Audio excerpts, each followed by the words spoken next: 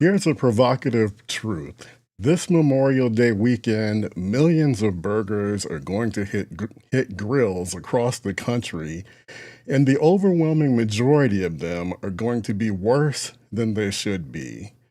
Not because the cooks don't care, because the cooks are following advice that's flat wrong. You've been told to dimple your patty. You've also been told never to dimple. You've been told never to press a burger.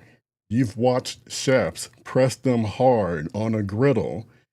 You've been told medium rare is fine.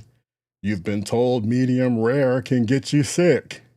Every one of these rules contradicts another because most of them aren't based on anything. They're tips passed down from dads, repeated on blogs, and recycled on YouTube by people who've never tested a single one against actual food science.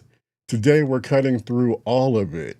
6 burger lies, 6 food science truths, and a clear playbook you can use this Memorial Day to put out the best burgers your backyard has ever seen. Welcome to the Backyard SmokeMaster BBQ Podcast. I'm Kenyatta Robinson. Let's get into it.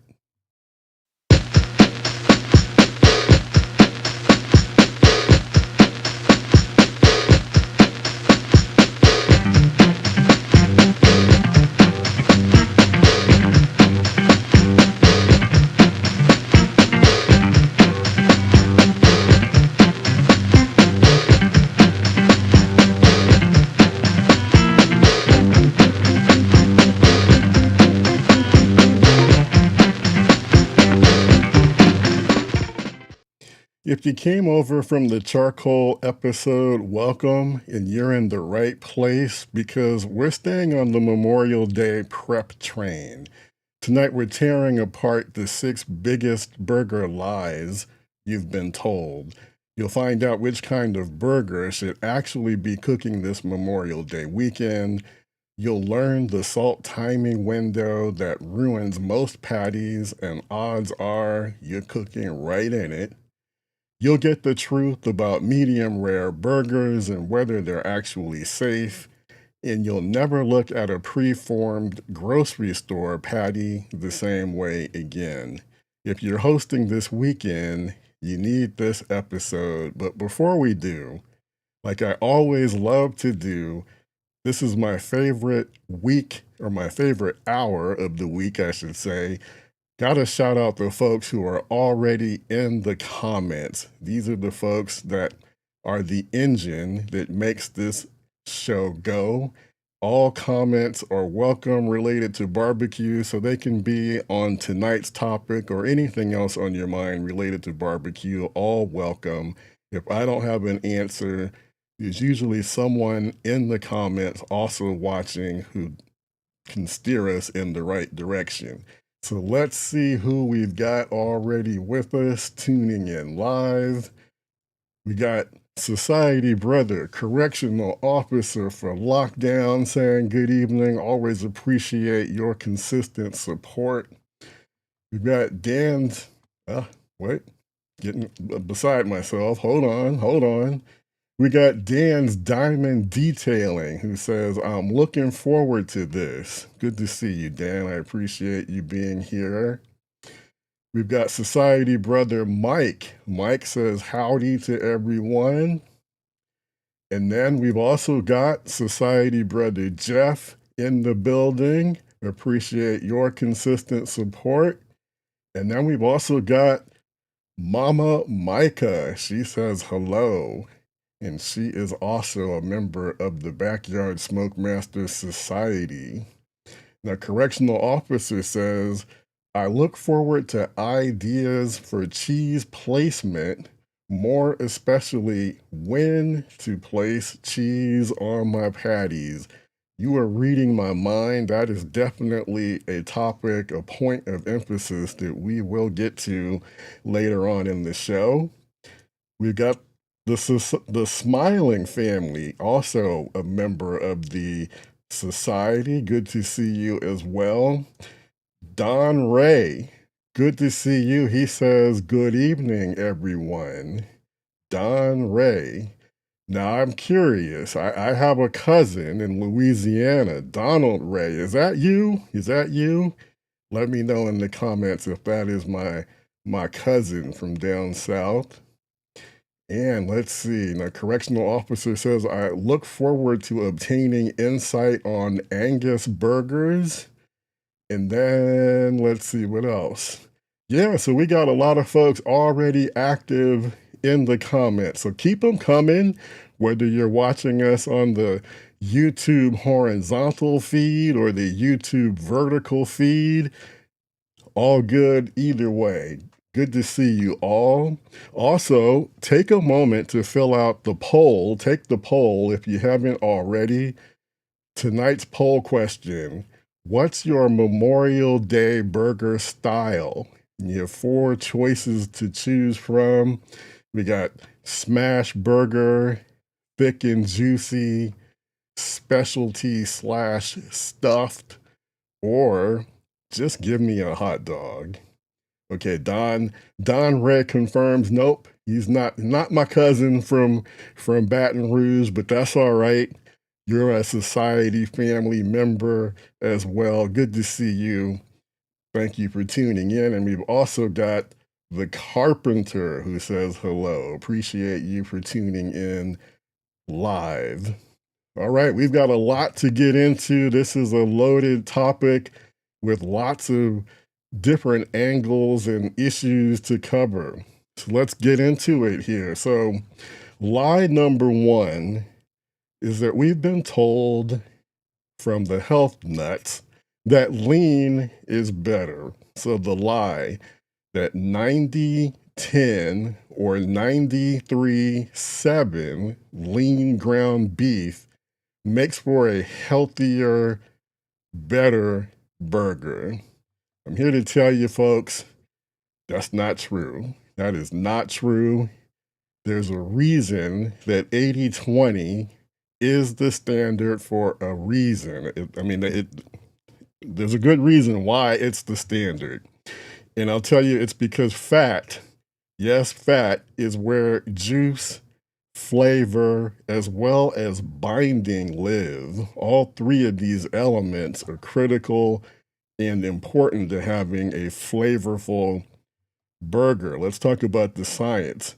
Fat renders during cooking and bastes the meat from the inside. So the problem with those lean burgers is they have nothing to give back when heat hits them.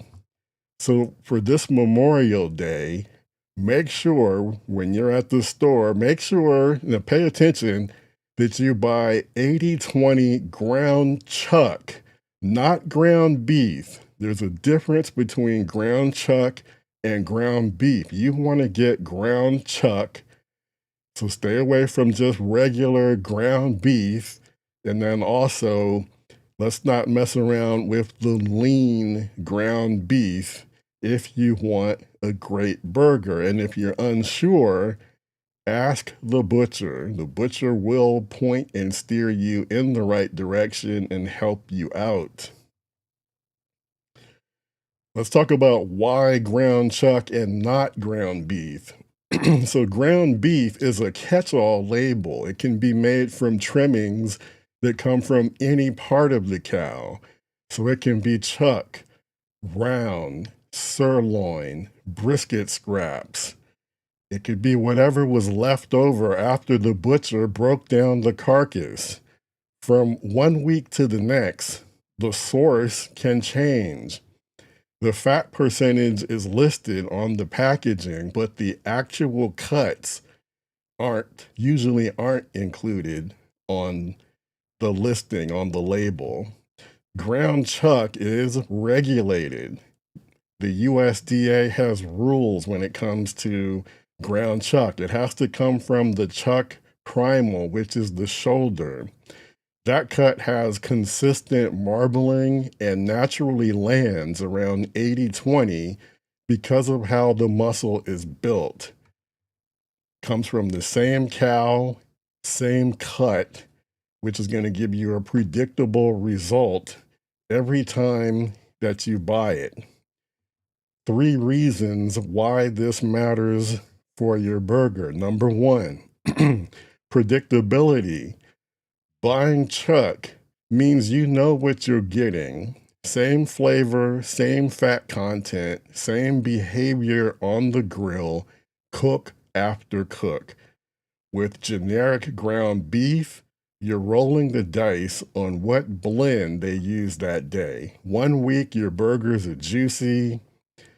The next week, the same recipe, same ground beef from the same store can give you something completely different, and you can't figure out why. It's not you, it's the meat.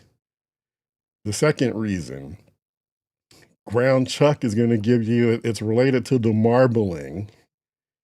So ground chuck has its fat distributed evenly through the muscle, what we call intramuscular fat or marbling. It renders cleanly during the cook and bastes the meat from the inside, giving you juicy bites all the way through the patty. Generic ground beef, on the other hand, can include large chunks of trim fat mixed with lean cuts, which will render unevenly. You end up with greasy spots right next to dry spots in the same burger. The third reason, beef flavor. Chuck is a hard-working muscle on the cow's shoulder. Hard-working muscles develop more myoglobin and connective tissue, which translates to a deeper, richer beef flavor. The lean trimmings often blended into ground beef, which can again it could be top round, it could be sirloin. They don't have that same depth. They're cheaper and they taste like it. Shopping tips. So what you want to do when you're at the store, look for a label that specifically says ground chuck with 80/20 listed. If the meat case doesn't have it labeled that way, ask the butcher to grind chuck fresh. Most will do it on request, and a fresh grind beats a pre-packed tray any day. The price difference is usually $1 to $2 per pound over generic ground beef. So on a 3-pound buy, that's about $3 to $6, but you're gonna get a noticeably much better burger if you go with chuck. Also, check the color before you buy. Bright red on the outside, slightly darker pink in the middle. If the center is brown or gray, it's been sitting out too long. Oxidized meat tastes off and it won't sear properly. If you see a pack that looks like that, keep on walking. All right, you guys are pretty active in the comments.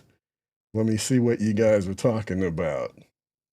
Mama Micah, she says, the leanest I'll go for beef is 85/15, but anything past that is too dry. Absolutely. Derek says he's looking for the temp to set for pellet grill burgers. We'll get into that. We'll get into some cooking temps as we go along, but it can vary. Ultimately, what we're going to be more concerned about is the finishing temp. The actual cooking temp really comes into play when it comes down to what type of burger we're preparing. And we're going to get into the two main categories. There are, of course, the smash burgers, and then you've also got your thick and juicy burgers. And that's where cooking temperature can play a larger role, and we'll get into that. Let's see. Oh, all right. Well, let's give a cheer for this one. Welcome to the podcast, Katsuni. I hope I'm saying that correct. Saying that Mama Micah sent you. I appreciate that. And for all of you who are consistently watching us and tuning into the podcast, I always ask, tell a friend that you know is interested in barbecue and likes to take a deep dive. And topics like this really extend even beyond barbecue, right? I mean, these principles, these things we're talking about with regard to burgers, whether you're making them on the grill or making them in your house, what to look for in terms of the ground beef versus ground chuck discussion. This is universal. So this is good information for anyone who wants to learn how to cook better. So definitely appreciate that, and good to see you. Welcome aboard. We're here every Wednesday, 6 p.m. Pacific time. So hope you don't find this to be, or that this won't be your only visit with us. Stick with us every week if you want to up your cooking and barbecue game. All right, now Jeff has a response for Derek with regard to the pellet grill question, the cooking temp. Jeff says, I'd go 300 degrees on the pellet grill for burgers. If you want to cook it faster, a higher temp will help, but I think 300 will do the job and give it time to catch some smoke. Now, I love that point that Jeff makes about giving it time to catch some smoke, because that is, that's kind of inherent. When you're cooking on the grill, it is an opportunity to give your burger an ingredient that you won't be able to replicate inside the house, and that is the ability to give it some smoke flavor while its internal temperature is still pretty low. Remember, anything below like 160 degrees, the meat is still taking in some of that smoke flavor. So if you're cooking on a pellet grill, you're going to be using some type of a flavored pellet, might be cherry, pecan, hickory, oak, whatever. It'll give that meat, that beef, a chance to take in some smoke flavor. So I love that point that Jeff included in his comment. Awesome Tatum says, lean ain't better. That is absolutely right. That is a falsehood. Anyone who tries to tell you, go 90-10 or 93-7, it's better for you. It's just not going to give you not going to give you the burger that you ultimately want. Lean ain't better. And Awesome Tatum followed that up and said, give me that fat burger. That's right. Let's see. Okay, I'm interested in this question that Jeff has to Derek. Does your pellet grill have an option to do direct for a quick sear to finish them? Yeah, we're seeing some of the advances over time we're seeing with pellet grills. Sometimes they come with an option to allow you to do like a direct heat sear as well. So it gives you some more options in terms of cooking if you have that type of a pellet grill. Good evening to B81 Mac. Says, I just discovered your channel recently and I really enjoy everything about it. Well, all right, I appreciate that. Good to see you. In addition to the YouTube barbecue videos, instructional videos, and tips about different grills and accessories and whatnot, we also do this podcast every Wednesday, 6 p.m. Pacific, on different topics. It's an opportunity to take a deep dive into different topics and things like that. So don't be a stranger, and good to have you aboard, and glad to see you in the comments. Awesome Tatum says, yeah, I need an epic Memorial Day for the Tatum family. Well, keep watching, keep listening. We're going to give you some information and hopefully give you a leg up on making some outstanding burgers. Now, Kitsune says, I only have a gas grill. I've been wanting to upgrade for a while now. So you're in the right place. We talk grills, different types of grills, charcoal grills, pellet grills, offset smokers. So we can definitely help steer you in the right direction. I know there are still some proponents who, are really into the gas grills. I'm a little bit biased.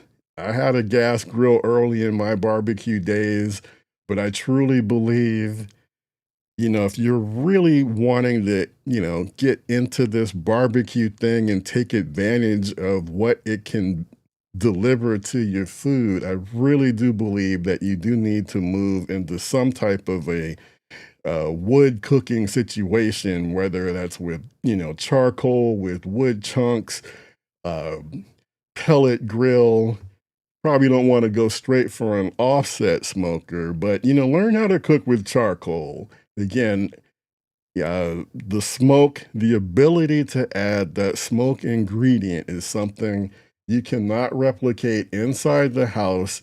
I know there are some gadgets out there that will promise to help you do that on a gas grill, but I think you can do a bit better, by going with a different type of a grill.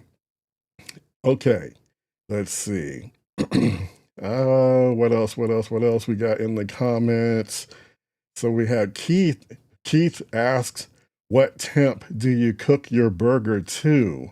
I personally like medium, which is probably around 135 to 140 with a rest after. We're gonna answer that question, Keith. Keep watching. I have some good information for you with regard to cooking, the cooking temperature that you will probably want to make sure you hear. So we will get into that. I'm kind of chuckling because Awesome Tatum says, oh man, charcoal elitist here. Okay, learn how to cook with charcoal. I mean, that is one thing I will say. Um, you can take that with you, right? Charcoal is portable. You can get a kettle or a PK or any other type of grill. You can take it outside of your backyard, take it to a park, take it to a tailgate. That's something you can do it with gas, but it's a little bit more cumbersome, more difficult. Once you learn how to cook with charcoal, you are able to cook basically on anything. All right, let's keep it going. We got a lot of information to cover tonight. Let me get into lie number 2. Smash versus thick. One is better. So the lie is there's a right way to make a burger.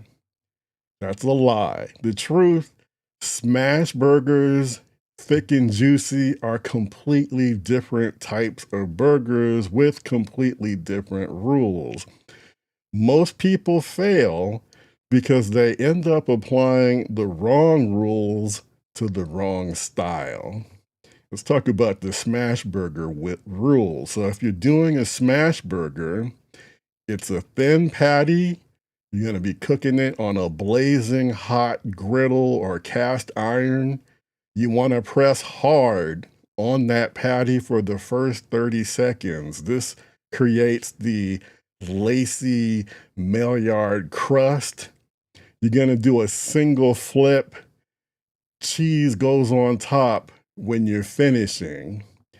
If you're doing a thick burger, different rules. The form, that patty, when you form it, it should be wider than the bun itself because it's going to shrink while it's on the grill.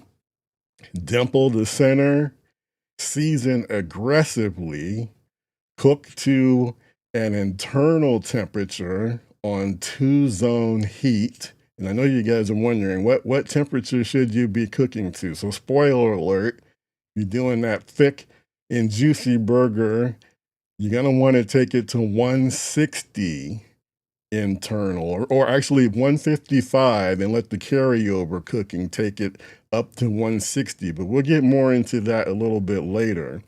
But here's a key that a lot of people get confused about. If you're doing a thick and juicy burger, never press while you're cooking it. Smash burger, press hard during the first 30 seconds and flip once during the cook. Thick and juicy burger, you are not don't want to smash or press hard on that patty. We'll break that down even further. But again, the short version, key differences between the two: beefy and juicy bite.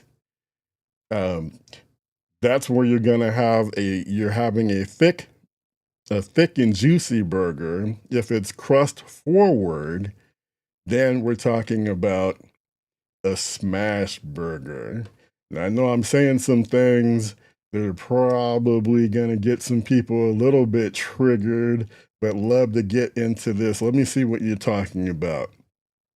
Okay, correctional officer makes reference to when Barbecue Hall of Famer Meathead came and was a guest on the podcast here, and he provided some great insight on making burgers when he appeared on that show. So if you missed it, search the Backyard SmokeMaster BBQ archives, and you can find that episode. Let's see. Awesome Tatum's got jokes. He says, if one of you mentions the George Foreman, you're fired. Well, I mean, I'm not gonna disparage, the late great George Foreman. I never had one of his cookers. I know that they got immensely popular during their heyday, and hey, I'm pro anything that helps you make some pretty good food. I don't really know too much about them. But maybe there's some good, maybe folks have good use for that George Foreman cooker that was really popular back in the day. All right, B81 Max says your explanations are so well thought out and articulate. If I can speak now, all of a sudden I'm no longer articulate. If they are articulate, you know what I'm trying to say, delivered, and I'm learning a lot from you. I'm great at black iron skillet cooking, but need to learn barbecue. Oh man. So if you are just learning how to barbecue, if that's something you want to up your game, I got to tell you, once you really, get serious and dip your toe in, it is addictive. It is a lot of fun. Nothing better than being outside in your own yard, in your own space. And what I love about barbecue is there are a ton of different ways to achieve the same thing. So one of the things that we talk about a lot here is that there's no exact one way to do anything. Don't be afraid to try different things. What I love about this community is what we try to do is we help each other along the way by our shared experiences, sharing things that have worked, things that haven't worked, and by sharing that knowledge, that information, we all get better at barbecue. So it's a wonderful hobby to have and take on. So I really do hope that you continue to grow and expand your barbecue knowledge. Correctional officer says, today my father-in-law drove to downtown Chicago for my VA appointment. I saw an unattended Smokey Joe and had an interesting thought. Oh man, there we go with the cliffhangers. He kind of, puts that out there and then doesn't give the whole, the end of the story, the end of, leaving us hanging. Keith says 155. Yeah, we'll get into why 155. I knew that was going to trigger some folks. Mama Micah says, I honestly don't like the texture of rare medium ground beef. I do cook mine to 155 at least. Yeah, and then Awesome Tatum says, thank God. Don't you dare smash what a PHTA burger. I don't know what is that, you guys. What's a PH, or is that a fat burger? Is that what you mean? Don't you dare smash that fat burger. But yeah, if that's what we're talking about, then absolutely agree. And if it ain't pink, I don't want it. Jeff says 145 for me. All right. Uh Okay, and Keith says, I guess I'd try it at 155. This guy's soothing voice makes me believe his wisdom. I'll do a side by side with different temps. Well, I appreciate that. Thank you.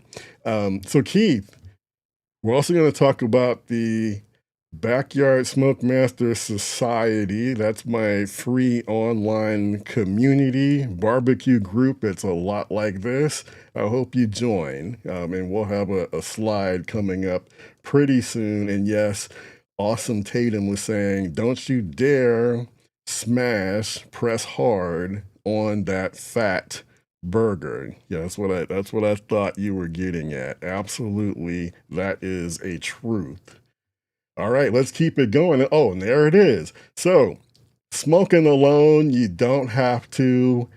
Join the Backyard SmokeMaster Society. Like I mentioned, I alluded to, it's my online barbecue community. A lot of the folks who are in the comments are members of the society. It's completely free to join. It'll take you like 20 seconds.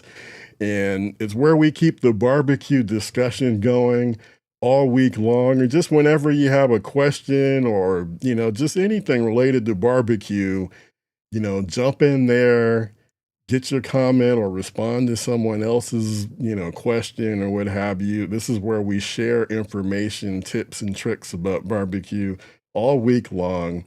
Scan that QR code or go to backyardsmokemaster.com/society, and that'll take you to the sign up page. You get right in and we'll keep the party going all week long.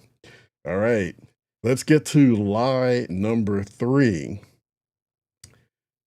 Salt meat when you form the patty. So that's the lie. In other words, mix the salt into the ground beef as you form the patties. The truth is, what you want to do is salt the outside of the formed patty. Never mix salt into the ground beef itself.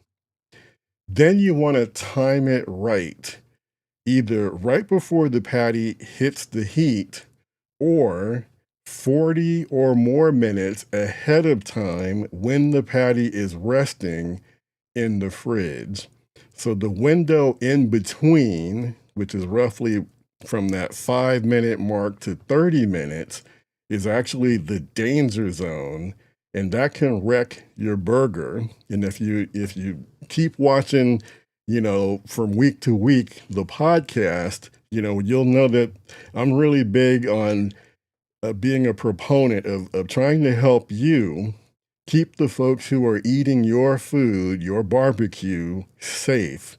And so we're pretty sensitive about doing things to make sure that we're not exposing our meat to the danger zone, which is where, pathogens and things like that form very fast and increase the likelihood, harmful bacteria, that folks will get sick. So, that's a very important theme on this show. But let's get into the science about this. So, salt on raw meat actually works in 3 different phases, and the timing that you apply the salt is everything. So phase 1, that first 0 to 5 minutes from when you put salt on the meat, the salt sits on the surface. Nothing meaningful has begun to happen yet. No osmosis, no protein change. Essentially, it's like the meat is still unsalted. Phase 2 happens in between 5 and 30 minutes. So this is also the danger zone. During this phase, salt is pulling moisture out of the muscle via osmosis, and you can actually see this. You'll see beads of liquid form on the patty's surface.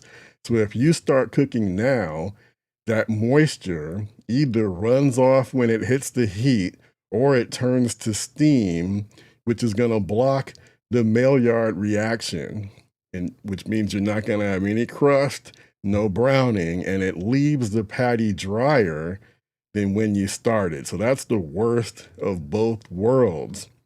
Phase 3, 30 to 40 minutes, is the recovery zone. So this is when the proteins have denatured enough to pull that moisture back in, also known as the salt brine. So this is where the surface has dried out, the seasoning works into the meat instead of just sitting on top, and you get a patty that's going to sear beautifully and it will stay juicy. So during this time period, this is where, the patty should be back in the fridge. And you want the cold inside of the patty or inside of the fridge helps keep the fat firm, holds the patty structure, and keeps you inside the USDA food safety territory for ground beef. But let's talk about the workflow for your patty. So the first thing you want to do, again, we're recommending you go 80-20. I know some people have different thoughts on that, but form your patties from 80-20 ground chuck gently. Don't squeeze it or knead it.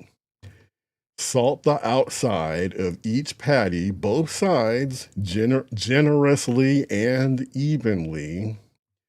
So you're either going to be cooking these patties immediately, or you're going to put the patties in the fridge for 40 minutes, and you can go as far as a few hours, as long as it's inside of the fridge. All right, so I know I got pretty sciencey there. There's that promotion there again about joining the society. But let me see what we got going on. I love how active you guys are in the comments. Okay, let me see. Where did we leave off? So Monkey Cam says juicy burgers are the best. I think he's saying he likes the juicy burgers over the smash burgers. Noink. Good to see you, Noink, back. Says, my wife won't eat a burger with pink in it, so all mine are well done. And then he's got a sad face emoji.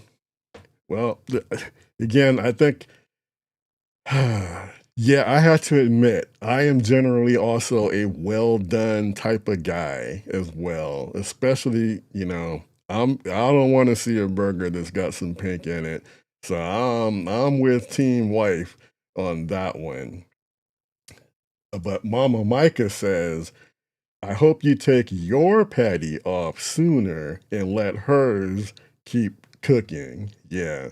But Monkey Cam says, I do enjoy smash burgers, but not for Memorial Day or the 4th of July. So for the big holidays, he wants that thick, juicy burger. Now, getting back to the pellet grill question that we had for Derek, he says he has no ability to sear on the grill. Will have to bring them inside on a cast iron skillet. Okay, I hear you. And then, depending on how hot your pellet grill gets, you might be able to take that cast iron skillet get your pellet grill up as hot as it can and put the skillet right on the pellet grill. If it's getting pretty hot, it probably can get hot enough to achieve what you want. Okay, let's see. Dang, this dude is dropping science. Love it. Well, again, I get motivated by the comments and the questions that we get. And, the types of questions, feedback I get shows that, folks are hungry to learn more about like the why, not just hearing this is what you should do, but, having some understanding about why we should be making some of the decisions that we make or the things that we want to consider when we're about to make that decision. So that's really what I'm trying to do. And also, I don't want to give the impression that I know it all and that, I've got all the answers. Because that's the other thing is I always point out, and I'm not ashamed to say, if there's something that I don't know, don't have an answer to, I'm going to look to you guys in the comments to help point us in the right direction. And also, I'll start sharing my screen and we'll go on Google and try and look up things and get answers right here on the spot. But that's what we're trying to do. Again, just trying to keep the info flowing. Let's see. Noink says, yeah, with regard to that burger patty dilemma where his wife doesn't want to see any pink. He says, I try to put my patty off to the side and not take it as far as she wants it, but normally I get it wrong. So mine, medium well, and hers are super duper well. All right. Agree with this. Monkey Cam, he gets it. He says 80-20 is king. Totally. Absolutely. Here's a question. Awesome Tatum says, I apologize if getting ahead. No apology needed. But I'm just going to call it W sauce because I don't want to trip over my words. W sauce or not? So I think that's totally your preference. I think if you like the W sauce, then totally go for it. I don't see anything wrong with it. I'm not aware of any so-called rules or anything that says you shouldn't. I think that's a total preference thing. And my goodness, Mama Micah is on fire, bringing people to the podcast, to the society. So I appreciate that. Welcome aboard. Thank you, Alvin, for tuning in. Monkey Cam says some use A1 in their burgers too. Yeah, absolutely. No problem, no issue with that at all. If that is your preference, absolutely. And hey, Keith, thank you for the super chat. Definitely appreciate that. That helps keep the streams going live every week. Keith says, I got a Traeger pellet grill 2 weeks ago, so I'm new to smoking meats. What temperature would you run your smoker to cook burgers, and how long would you say it takes usually? Okay, so there's a lot here. So first, I noticed that you said you're new to smoking meat, so I kind of got the feel that you're talking about smoking your burger. So I think if I'm interpreting, your intent on your question correctly, you want to get some of that smoked flavor from your pellet grill into your burger. So, I don't think you need to really get too hung up on the temperature, but I guess if I were to pick, I would say maybe 275. And as Jeff mentioned earlier, he likes 300 degrees on a pellet grill. So I think 275 to 300 degrees is a good cooking temperature. The other point I would make is that cooking in that style, you want to be doing thick and juicy burgers. So smash burgers, this isn't the tool for that. Your pellet grill. That's not the tool to do smash burgers. So I think what you should be focusing on is the thick and juicy patty. I'd go 275 to 300.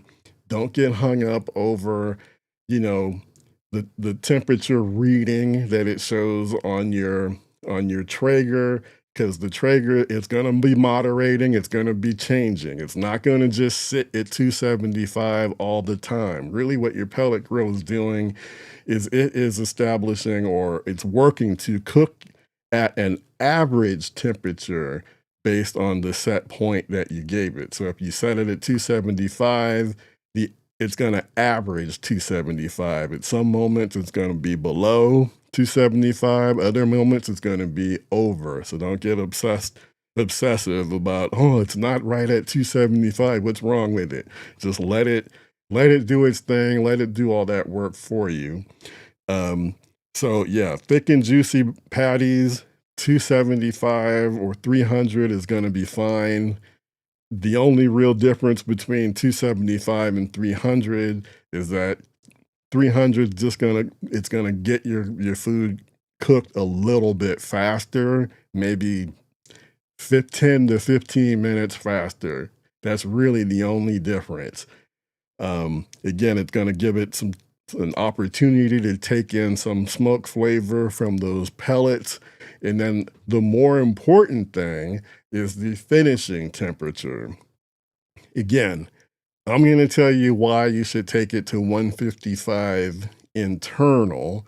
And then while it's resting, carryover cooking will take it up some more. It'll take it up to around 160, a little bit more than that maybe. So take it to 155.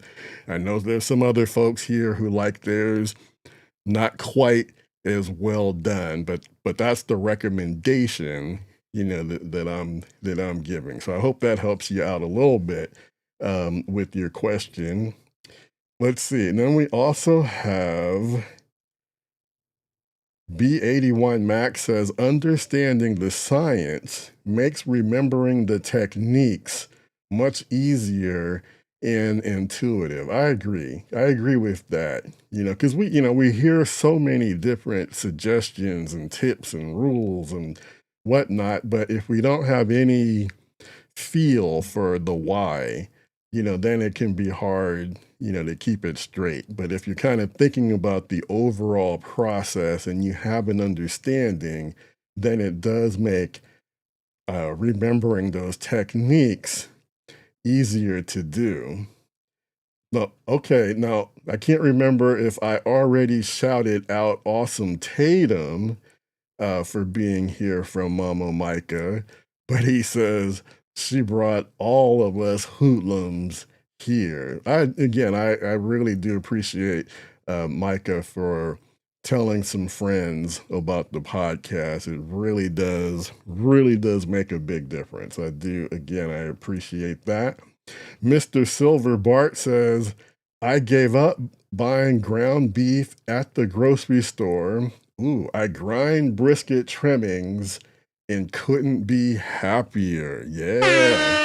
So Mr. Silver Bart, I'm saying he's doing some next level stuff where he's grinding up his, on his own, and he's got full control of the fat content, knows exactly what that grind is being composed of. So that's some next level stuff.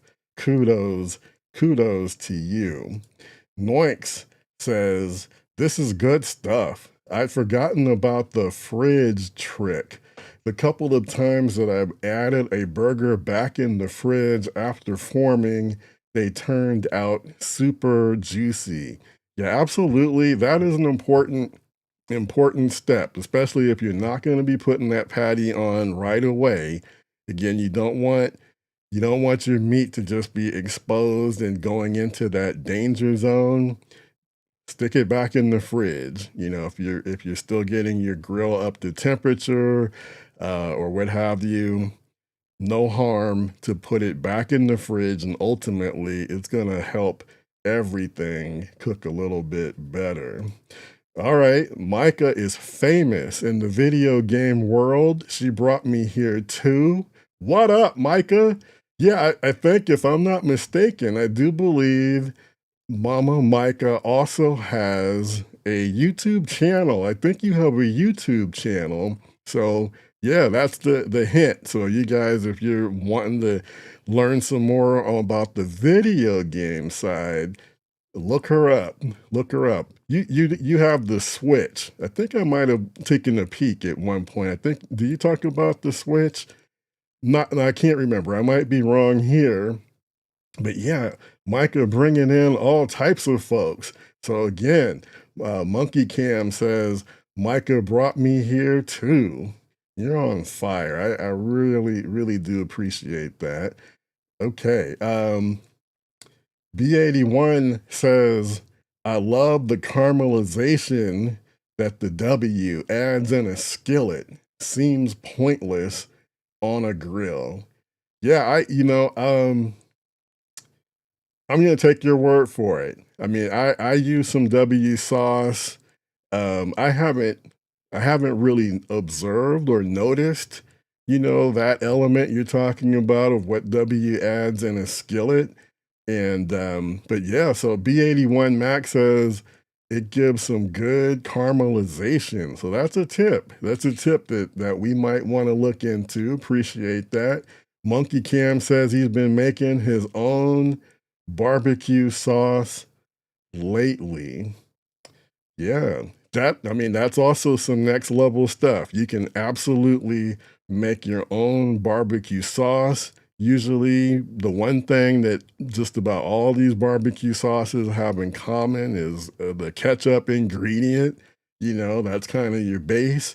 And then you kind of go from there, and you can make it as sweet or as hot, savory as you want. So definitely a fan of folks trying some things and doing it on your own. Okay, we still have a lot more information to get to, so let's keep it going. Let's start talking about lie number 4. Never press the burger. Pressing a burger always squeezes out the juice. Never do it.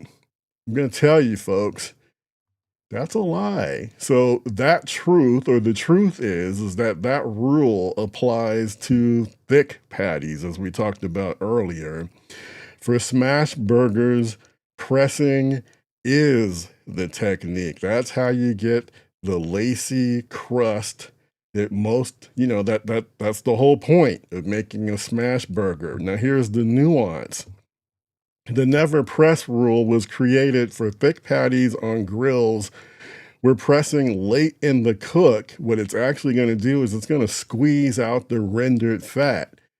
And that rule tended to get over applied to just about every burger. So it's two completely different rule sets. You have to know what type of burger you're making before you decide whether or not to press.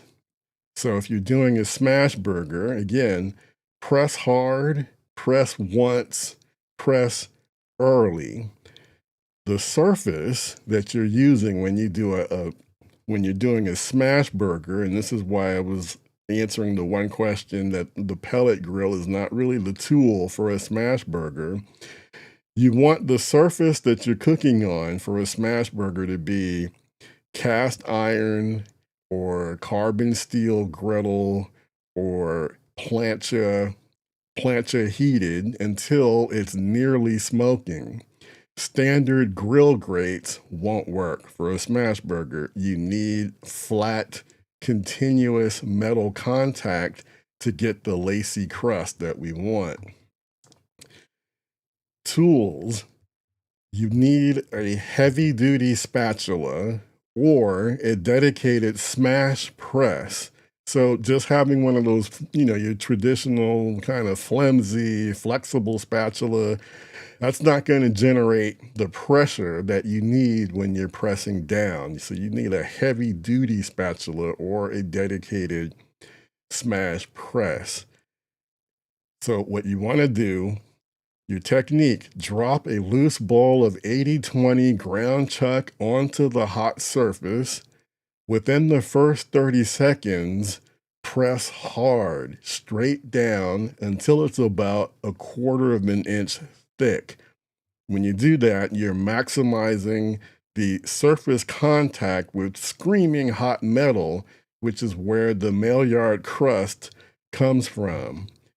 Hold the press for the full 30 seconds or until you see juices beating up on top of the patty. Important, you don't need to press again. Once that initial smash is done, let it crust up for another 60 to 90 seconds undisturbed. Then you're going to flip one time. Cheese goes on immediately after the flip. And we're going to talk a little bit more about the cheese application that I know correctional officer asked about at the beginning of the show. But let's get into the rules for when you're doing a thick and juicy burger patty. In this case, never, ever press down, period. Your surface here is where grill grates is what you want. So grill grates over a 2-zone fire when you're doing thick and juicy patties. Or you can also use a cast iron in a 2-zone setup. And if you're not familiar with what a 2-zone setup is, that basically means inside your grill, you're going to have a hot zone and a cool zone. And there are a ton of videos, and we talk about this as well, about different ways to set up your grill for this. Now, in a pellet grill, the only way I can think of, and I'm not even sure you can really achieve a 2-zone in a pellet grill, just, this was just me thinking. I was going to say maybe if you use the upper shelf, if you have one, the upper grate, maybe, but I think you still should be getting about the same temperature inside your pellet grill regardless. I don't know if you can achieve a 2-zone setup in a pellet grill other than if you do have a cast iron. Maybe you put the cast iron inside the pellet grill, and then that becomes your hot zone, and then your grill grates is your regular cool zone. But really, usually when we're talking about a 2-zone setup, we're talking about like charcoal-based cookers. There are ways where you can bank your charcoals over to one side. That's going to be your hot zone. And then where the charcoal is not, that's going to be the opposite side. That's going to be your cool zone. So again, thick burger, your surface, use a grill grates over a 2-zone fire or a cast iron in a 2-zone setup. Technique, form the patty wider than the bun. That's because the patty is going to shrink during the cook. So that's why you want to form it actually a little bit wider at the beginning than the actual bun. Sear for 2 to 3 minutes on the hot side, letting the spatula touch the patty only to flip. You are not going to press down on this patty.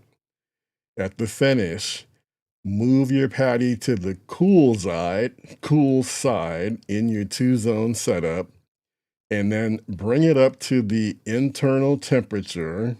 And we're talking 155 internal. That's the internal temperature that we're talking about today. And I know some of you got other thoughts on that. And then remember to let it rest for 2 to 3 minutes. During that time, the carryover cooking is going to take it the rest of the way up to about 160 internal. But let's talk about a little bit more why you should never press. Rendered fat is what bastes the meat from the inside as it's cooking. So if you press down on that thick patty at any point during the cook, it's going to cost you the juice the patty was actually built to hold. Now, here is a bonus myth. The dimple. We hear a lot about the dimple. The dimple helps.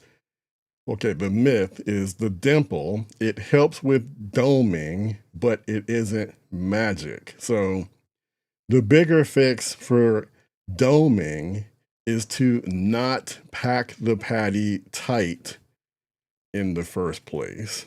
Okay, so the dimple, it helps, but it's, I, I don't want you to like overthink, that just making that dimple or that it's completely necessary or that it's going to ultimately fix any type of an issue that you may come across while cooking. It can help a little, but it's not the whole story. More important is to, again, not to pack the patty ultra tight in the first place. So that is ultimately going to be more important.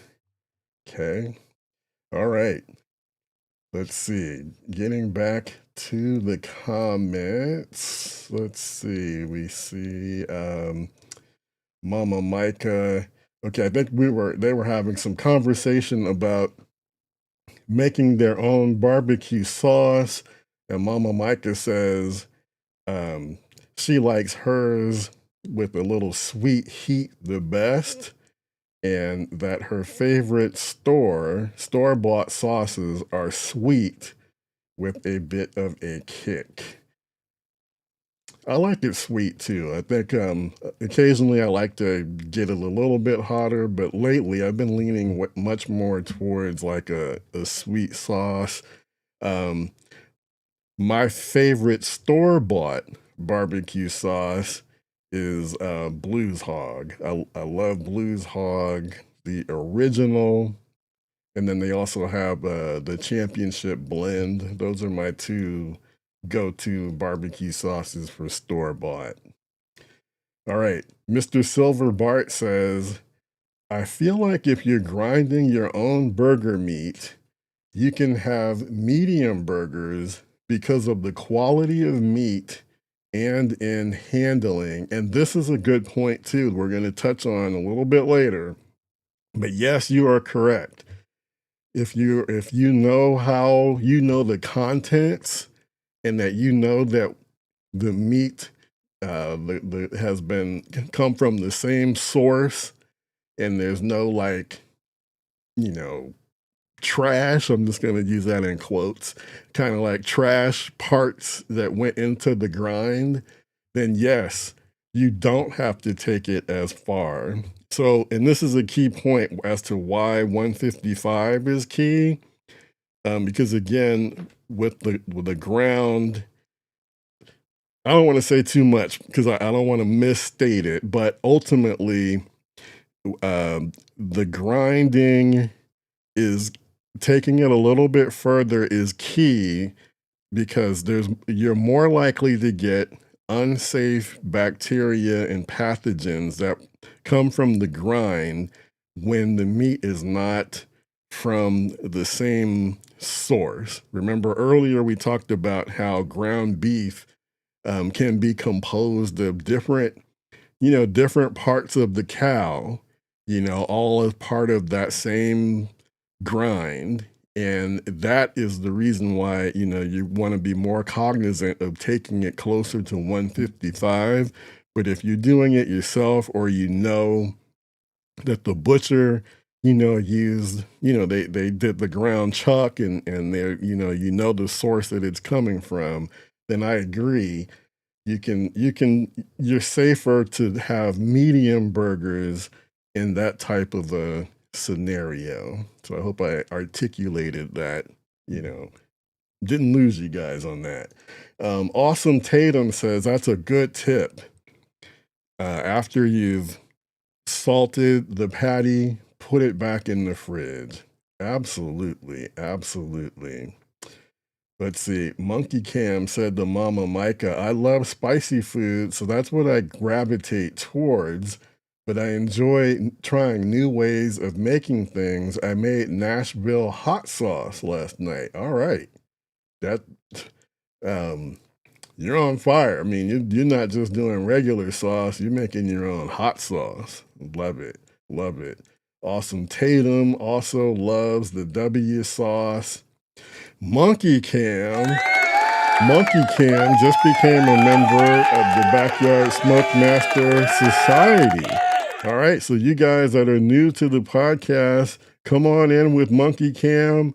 Mama Micah is also in the society as well. We'd love to have you guys. Come on in. We keep the party and the conversation going all week long. Eric has a question. Any recommendations on spices for the burger? I've always done garlic powder, salt, and pepper, but interested in trying new things. Well, I think you're already right there. I think you're already right there. You're doing the SPG, so that was going to be my answer, right? SPG would be basically all you need for a patty. You could even just do salt and pepper. I think you'd be fine. And then and not to say, not to try other things. I think anything else that you want to add, is a preference. But here's my recommendation. I know you said you want to try new things, and totally, absolutely nothing wrong with trying new things. Couple of points. If you add, the more things you add, like let's say maybe you have your SPG and then you add some onion powder. So things like onion powder, garlic powder, they're kind of salty anyway. So if you're going to add a little bit of onion powder, pull back about the same amount on the salt. So that way you're not ending up with like a rub or a seasoning that's too salty. So for maybe, just as an example, for every quarter teaspoon of onion powder you add to this mix, maybe pull back on the salt by a quarter teaspoon as well. And then the other big recommendation I have is try things in small increments. So you're used to doing the salt, pepper, garlic. Next time, add one new ingredient and see how it tastes. Don't add 2, 3, 4 different ingredients at the same time, because you're not going to know how any one of them impacted, the final outcome. So you want to make changes, small increments, incremental changes as you're developing essentially your own rub. Pay attention to, what you liked about it or didn't like. And then the next time, build upon that, take away something, add something. But yeah, just don't dump it all these different ingredients, spices in at the same time, because you won't be able to keep track of it. So those are my two suggestions with regard to trying some new things. Yep. All right, Dan got it. He got the never ever. Yeah. A little bit of Outcast. Yes, indeed. Yes, indeed. Man, I wish they were still recording. The Smiling Family. So for Smash Burger, no press after the flip. No, you don't need to press it again. Again, one press within the first, when you first put it on, about 30 seconds, hold it down. Again, you're going to be doing a hard press. Hopefully you've got like a heavy duty spatula or a dedicated smash press. That's all you need. Flip it one time. So you don't need to keep flipping it. Don't need to keep smashing it on a smash burger. Mr. Silver Bart says, I cheat on spices. I use a pre-made mix, salt grass steakhouse rub. It's good on all beef and pork. Hey, absolutely nothing wrong with using a pre-made mix, or if you have your favorite store-bought rub, absolutely nothing wrong with that. The caution I give people is we see, we go to especially you go to like a barbecue, the aisle, you see all these cool looking rubs and things, and you want to try them all. And I'm guilty of this, especially when I first started to get into barbecue. Man, oh man, and I still have way too many commercial rubs and things inside my cupboard because I've just wanted to try it all. The problem is you're unable to tell one from the other after a while. If you find one that you really like, stick with it. I would say, if you're gonna go that route, maybe do 2 or 3. I would try and do different, make them be significantly different. Like if one is kind of spicy, one is kind of sweet, and then one kind of like the traditional SPG, just do it in moderation so you can keep them straight, and just don't go too crazy with it. But totally nothing wrong with using a pre-made mix. And again, Mr. Silverbart likes the Saltgrass Steakhouse rub, so that's an endorsement for that one. Awesome Tatum says, for clarification, if you have a cheap grill, do you miss out on 2-zone? I just have the one grill. No, you do not miss out on 2-zone. I don't know what type of grill you have or what the fuel source is, but let's say you've got a relatively inexpensive charcoal-based grill. If it's round, you achieve the 2-zone by putting your charcoal all on one side of the charcoal grate, and then the other side has no charcoal on it. That's your 2-zone. If you've got like a rectangular shaped grill, same deal. Just kind of eyeball it, kind of make your imaginary dividing line down the middle, and then on one side is where you're going to put your heat source, your charcoal, and the other side has nothing. That's all a 2-zone setup is heat source on one side, no heat source on the other, and then you've got a 2-zone. And once you achieve that, actually, that is, knowing how to set up a 2 zones inside of your cooker, that is a huge, huge part of learning how to barbecue successfully. It will give you so many different options in terms of cooking your food. Where you have a hot zone and a cool zone, that opens it all up for you, I guess is what I'm trying to say. So take the time on no matter what type of cooker you have and figure out how to achieve the 2-zone setup. That's right in line with, if you want to learn how to barbecue and barbecue well, that's one of the first things you need to learn how to do is set up 2 zones inside of your cooker. And you can absolutely do it. Doesn't matter how fancy or expensive your grill is. You can set it up for 2 zones. Monkey Cam says, I need to get a pellet or charcoal grill. I only have a gas grill at the moment, and it doubles as a pizza oven. So I would say it kind of gets into the how do I get started, with charcoal cooking question.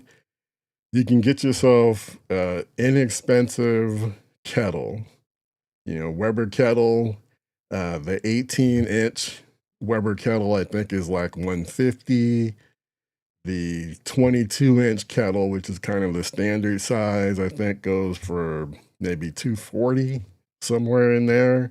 So not super expensive. You don't have to go crazy, buying a fancy, super expensive grill to get started. Weber kettle, I think that's one that I always recommend to folks who are just getting started in barbecue and cooking with charcoal. Because again, the cost of entry is not high. It's super well supported. I think there are more accessories made for the Weber kettle, not just by Weber, but by other companies.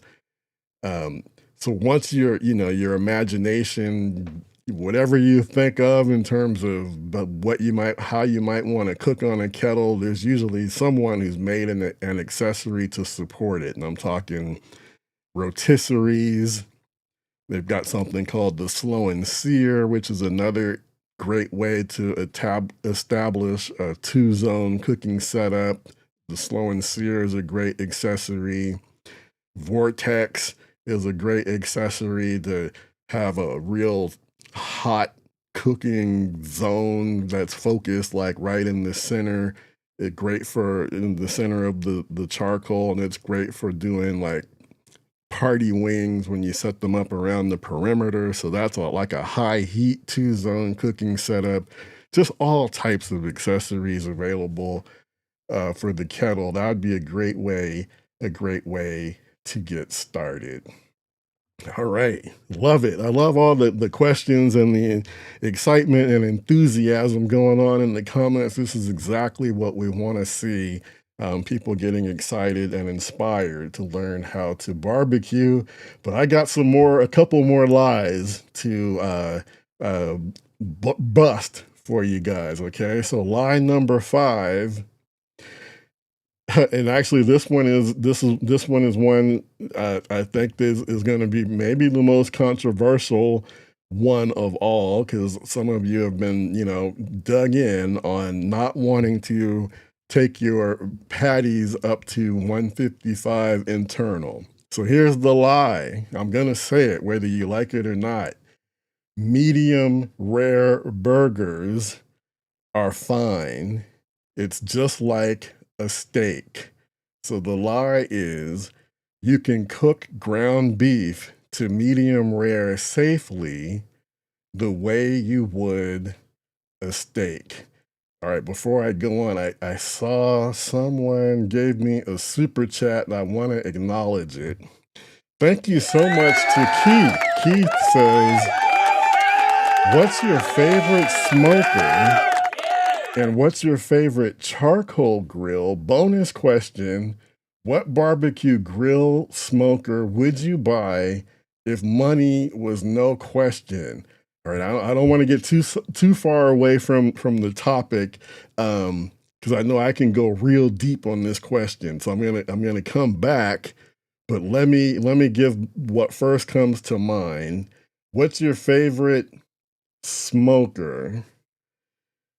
Ooh, so I have a layered way of answering that. But for me personally, where I am in my cooking journey in terms of smoking, my favorite smoker is my offset smoker. I now have a Liberty 94 gallon offset smoker. So this is a big boy that I have.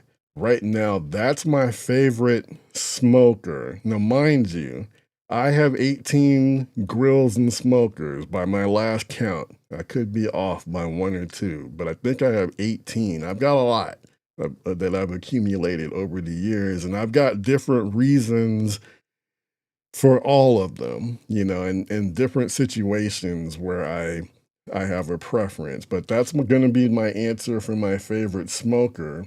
My favorite charcoal grill, this changes all the time, but currently, and I was thinking about you, Jeff, Jeff, who's in the society. Right now, my favorite charcoal grill is my newest grill. I have the Giant Huntsman, and it basically is a charcoal grill that cooks like a pellet grill. In other words, you set the temperature and it does all the work of moderating the temperature for you, making it real easy. And boy, oh boy, is that thing easy to cook on. And that has inched its way into becoming my favorite charcoal grill. And then the bonus question, What barbecue grill smoker would you buy if money was no question? Ooh. Okay. If money was no question, for me, I'd buy a trailer, like an offset smoker that's a trailer that I could take around. It'd be a custom built trailer, and it would have many different cooking capabilities. You know, it would be able to smoke.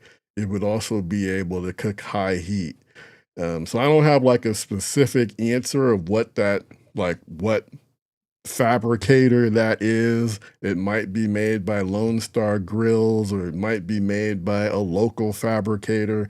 But yeah, if money were no object, I would work with a fabricator on building a trailer that could meet all of the things I would love for it to do. But I think probably what you are asking, I guess, maybe if it was something more that you could just go online and order. If money was no question, the first cooker that comes to mind for me is the same company that makes my Liberty 94. It's the Smoke Slinger.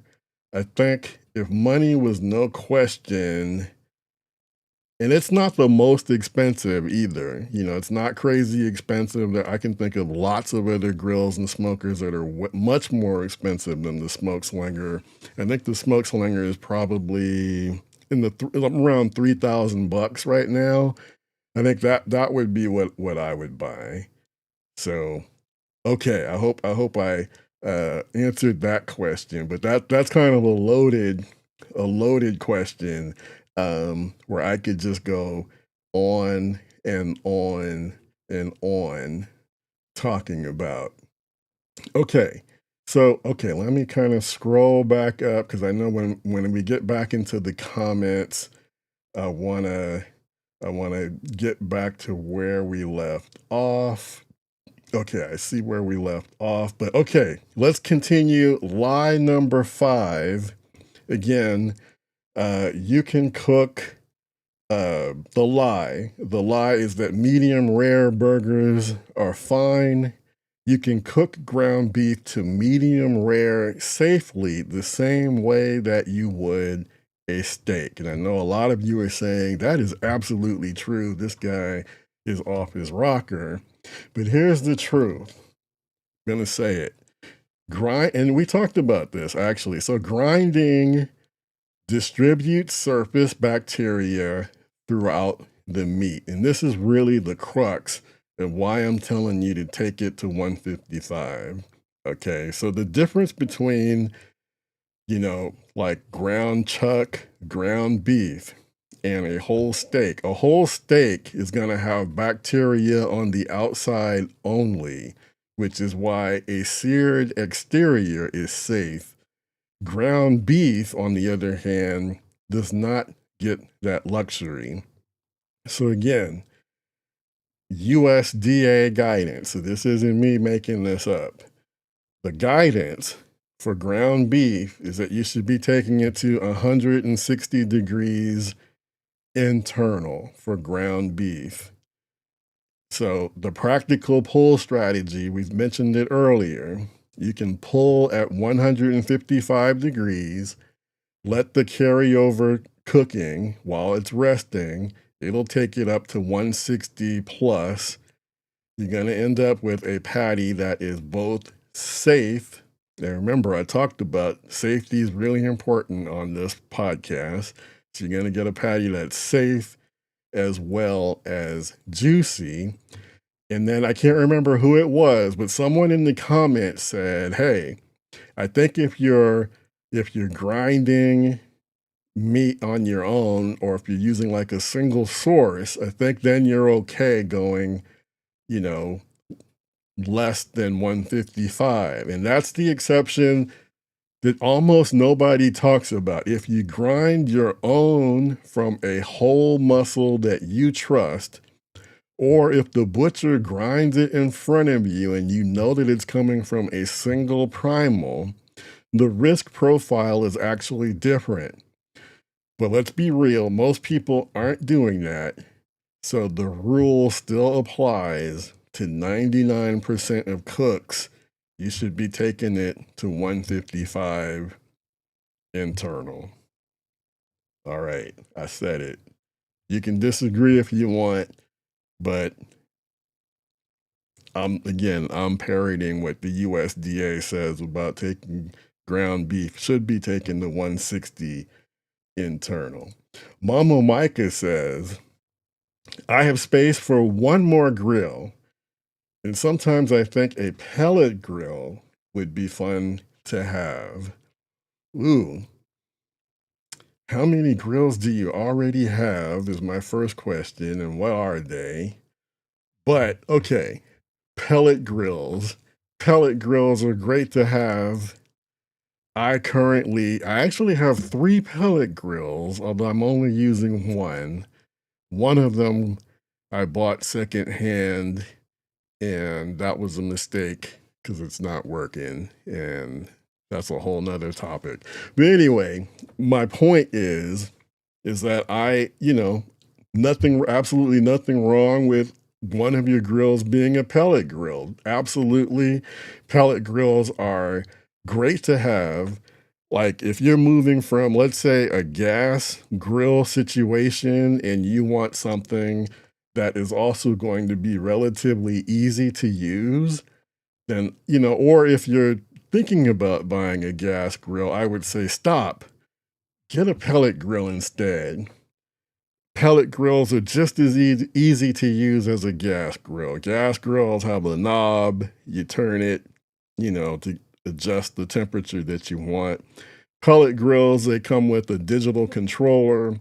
You punch in the temperature that you want, and it's going to do the work of moderating the temperature for you. Super easy to use, super convenient. If you don't have a lot of time, weeknight, you've been working all day, you need something easy, you want to cook outside, but you don't want to be having to manage the fire. Pellet grill, perfect for that situation. Or maybe you've got your main protein going on a charcoal grill and you want to do some sides. Pellet grill, great for that situation. I mean, you can cook anything on any grill, but especially pellet grills, it just makes it super, super easy. So I guess I would just say with a pellet grill, just know going in, the smoke profile that you're going to get is generally less than the smoke flavor you're going to get from a charcoal-based cooker with wood chunks. Going to be significantly less than the smoke flavor you're going to get from cooking on an offset smoker. Pellets just can't compare with wood splits in terms of smoke flavor. But if you know those things going in, so you're going to have a relatively light smoke profile with a pellet grill, then that's fine. And I have found, one pellet brand out there that makes pellets that I think do a much better job of giving you smoke flavor than the others, which is Smoking Pecan. So let me pull that up. I have a video out where I compared the pellets and the smoke that I was getting off of cooking with the Smoking Pecan versus like Traeger, which is kind of like, you go anywhere that sells pellets, Traeger is going to be available. So I compared it to Traeger, and it was a significant difference in the smoke profile. So if you haven't tried Smoking Pecan yet, again, I think the smoke flavor is much better than the vast majority of pellet brands that are out there. The key is that they make their pellets from the pecan shells as opposed to the compressed wood that you get when you're cooking with other pellets. And sometimes other brands, it might say cherry pellets on the bag, but it's actually, a combination of cherry and maybe oak or alder. You don't know what percentage is going to be cherry. With pecan, Smoking Pecan, it's 100% from the pecan shells. And if you want to give it a try, you can go to their website, smokingpecan.com, enter Backyard SmokeMaster as your code. You can save 10% off your very first order, or you can go to backyardsmokemaster.com/pecan, enter that, and then you will save 10%. Okay, let me get back to where we were. All right, so yeah, totally worthy of thinking about getting a pecan or a pellet smoker. Okay, Smiling Family says for a thick burger, is front sear better than reverse sear with some smoke? Um, so I would say I'm more of a fan of a front sear. I think that's kind of the traditional, sear it at the beginning and then bring it up to temperature slowly on a thick burger. That's kind of where I'm at. Um, but I feel like, okay, I would say if on the other hand you were going for smoked burgers, then I would be a proponent of the reverse sear because then you're cooking it slowly and you're giving the patties more time to take in smoke flavor, and then you're finishing it off at the end with the reverse sear. So I think it kind of depends on what your ultimate goals are. But I think traditional, I'm gonna go sear first, but smoking, I'm gonna go reverse sear. I think that's how I would approach it. Let's see. Okay, Keith says to Mama Micah, go for it. Get a pellet grill. I got a Traeger 34 2 weeks ago, and it's a game changer. And then Mama Micah was already in the comments answering that question about what she already has. So she has a charcoal grill and a Weber Smoky Mountain, and she has space in the yard for one more. Okay, so charcoal grill. Okay, charcoal based grill that she can do kind of like the traditional charcoal style cooking. She got the Weber Smoky Mountain to cover her for smoking. So yeah, I think a pellet grill would be a nice third grill to kind of round it out because then you're hitting all the versatility points. And again, I like the pellet grill because I think you could easily cook on the pellet grill while you're cooking on either the charcoal grill or the Smoky Mountains. You could have two grills going at the same time. Okay, let's see. In terms of a alternative flavor, Awesome Tatum likes lemon pepper. Lemon pepper. I've never had lemon pepper on my burgers, but that sounds pretty interesting. Awesome Tatum says, yeah, it adds some zest with the salt, pepper, garlic. Correctional officer says, welcome to all new members to the society. Absolutely. Frank Meister says he likes the Meat Church Blanco. I've seen it. I don't know off the top of my head what the flavor profile is on that, but that's an endorsement for a commercial rub. Keith.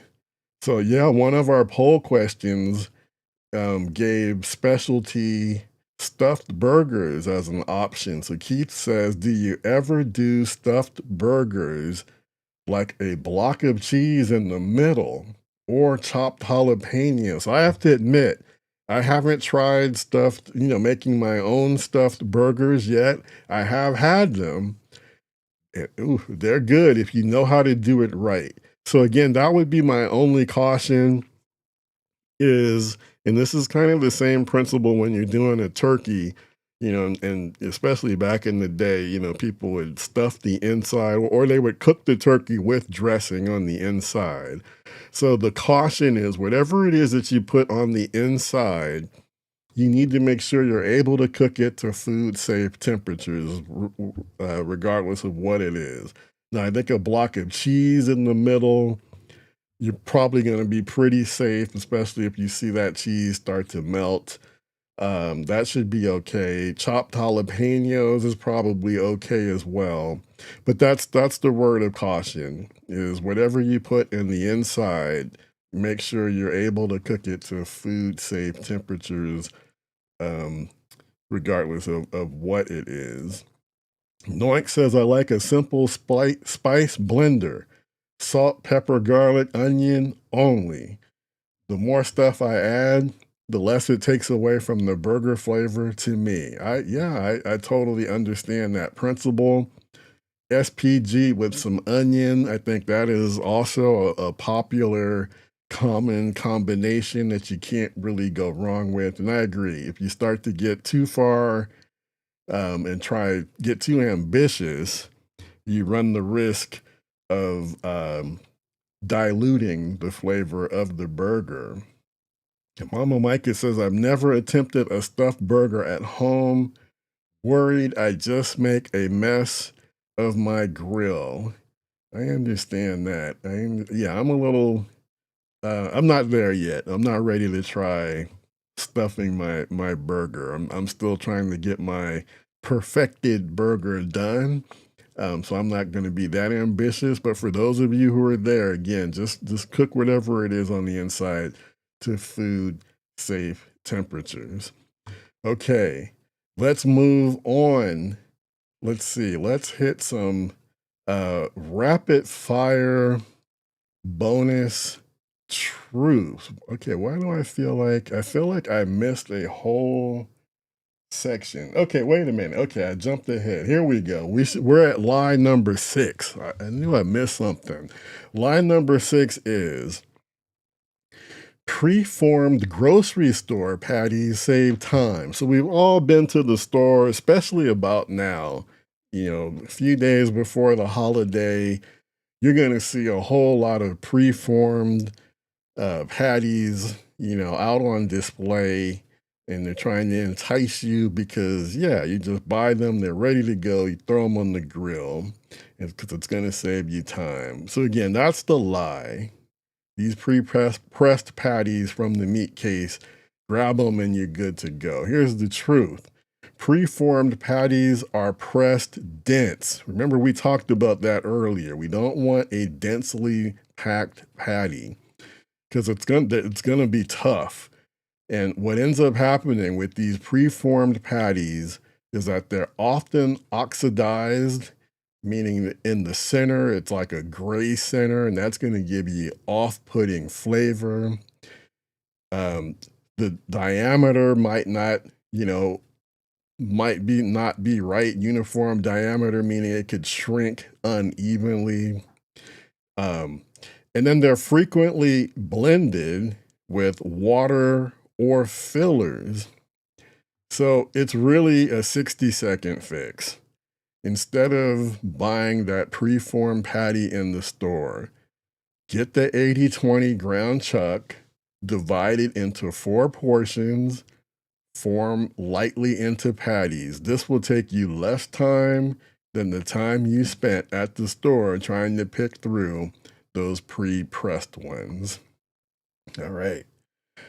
Correctional officer says, thanks for the insight about flipping. It bears repeating, and I will turn the volume up for my wife to hear because she's nearby in the kitchen listening. Well, absolutely, just like Mama Micah, share the podcast, tell some friends about the podcast, and help us continue to grow the community and share the wealth of information that we have available here. Awesome Tatum says, I feel I'd screw up a stuffed burger too, trying too hard to put the fill in. Yeah, I think it might just be a little bit, just kind of adding a little bit of complexity that we don't necessarily need to take on. B81 Max says, I'm not suggesting anyone do the following, but when I was a kid, we ate raw ground beef with salt. Mom had an old school, immaculately clean butcher. I wouldn't trust anyone today.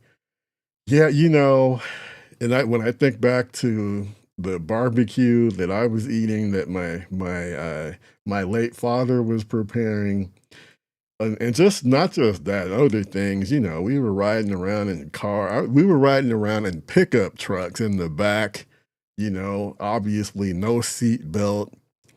My granddad's pickup truck with my cousins when we were small. There's just so many things that are just different from when I was growing up. It's a miracle that we survived a lot of the stuff that was totally acceptable that people didn't blink an eye to back in the day. But now we're definitely get some head turns. Get some head turns. Okay. All right. Keith said to Mama Micah, I haven't tried them either. I'm willing to make a mess. I think we're talking about the stuffed burgers.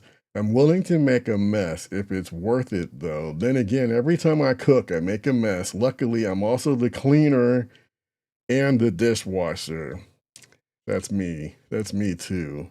Somehow my wife, who always says, I'll be your sous chef, and I'll help you do this, I'll help you do that, magically disappears during the prep, magically appears when the food is ready, and then disappears again when it's time to clean up. That is the flow. And anyone, if you guys have seen my YouTube videos, I have so many videos where at the end of my cook, here she comes floating in right on time for the taste test.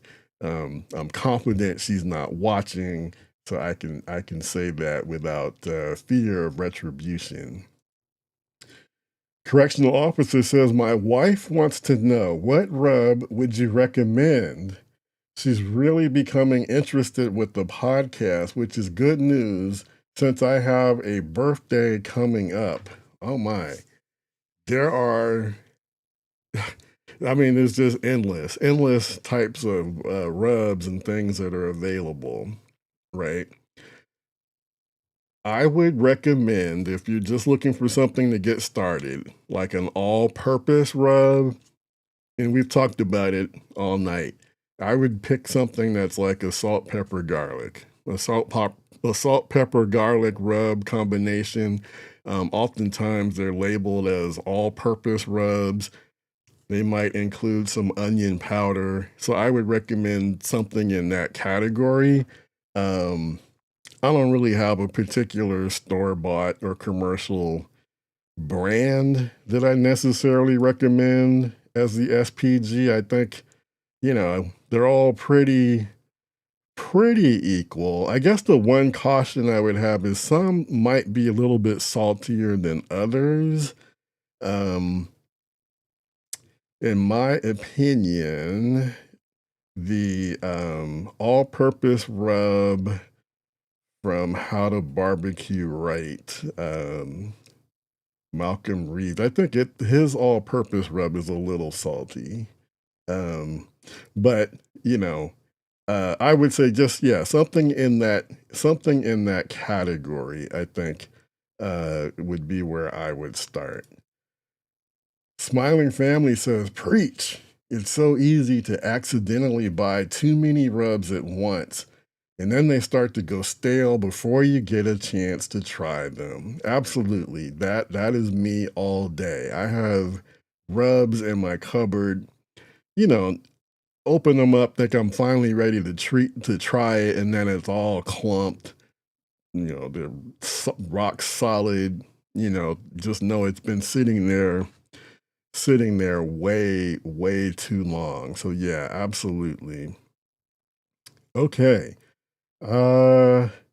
Yeah, again, the prices on some of the charcoal grills like the Weber kettle is not too bad. That's a great entry point, safe, low cost of entry, low risk. Dan's Diamond Detailing says, I want the giant Huntsman. That's on my wish list. Yeah. The Huntsman was something that folks on the channel here started talking about in the podcast.